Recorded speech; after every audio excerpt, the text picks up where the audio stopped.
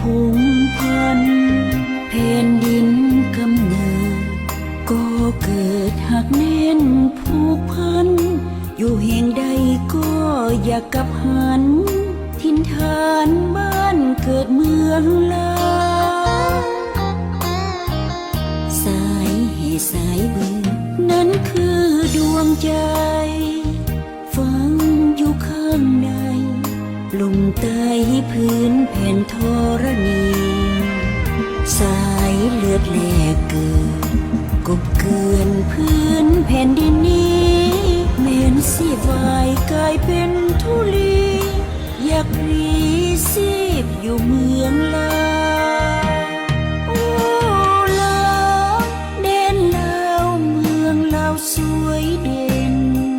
ทุกศาสตร์ได้เห็นบ่เว้นหวนคืนมาใหม่ธรรมศาสตร์สุดสวยร่ำรวยด้วยทรัพย์พงไพร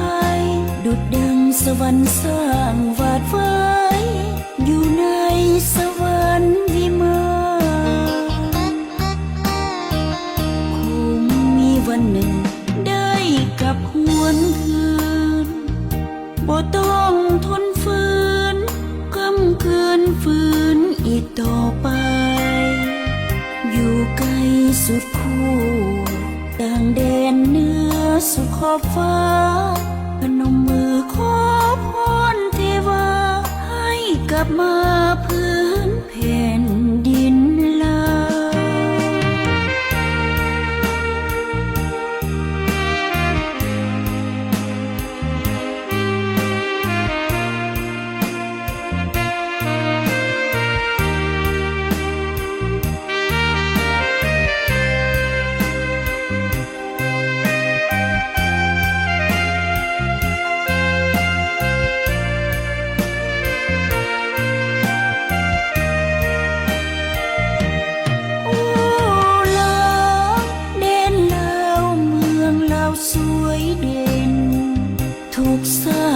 ได้เห็น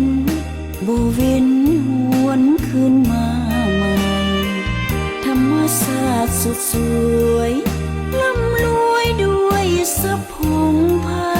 ดุจดังสวรรค์สร้างวาดไว้อยู่ในสวรรค์วิมานคงมีวันหนึ่งได้กลับหวนคืนบ่ต้องทนฝืนกำเกินฝืนอีกต่อไปอยู่ไกลสุดคู่ต่างแดนเหนือสุดขอบฟ้าพนมมือขอพรเทวาให้กลับมาพื้นแผ่นดินลาว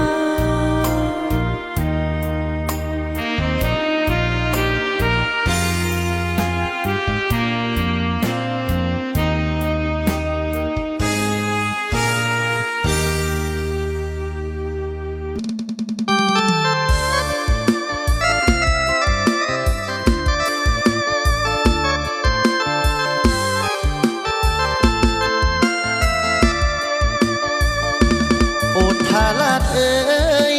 ข้าบอกเคยได้มาเพียงครั้งเดียวนี่นาที่ได้มาเห็นเจ้าแต่ก่อนเขาลือว่าทลาดมีแต่ปากเขาเดี๋ยวนี้ทลาดของเฮางามเหลือเจ้าเนื้อคำกล่าวขานโอ้ทลาดเอ่ยข้าขอเอ่ยคำทรงหัวทิดแก้วงามสมที่ทัศนาในวันนั้นนางเงือไหลนองไหลสุดฟองแปลวทางสวรรค์ผ่านหัวสองคู่สนกันเป็นจุดสำคัญแห่งทางธนาน้ำเฮาสดสวยงามเด่นเฮืองแสงเหมือนเว้นแยงของสาวเมืองแก้วอุดม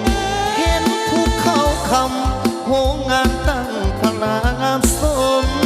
ผู้ใดได้ไปเที่ยวชมคงจำติดตาฝังใจโอ้ทารา ดเอ่ย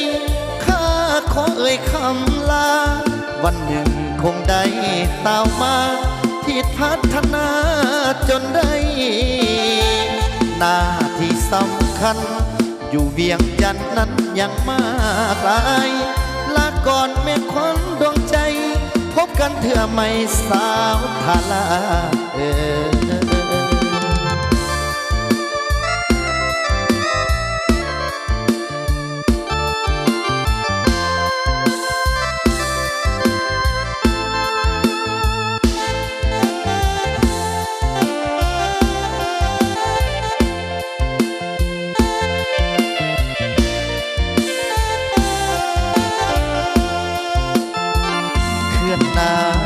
เฮาสดสวยงามเด่นเฮืองแสง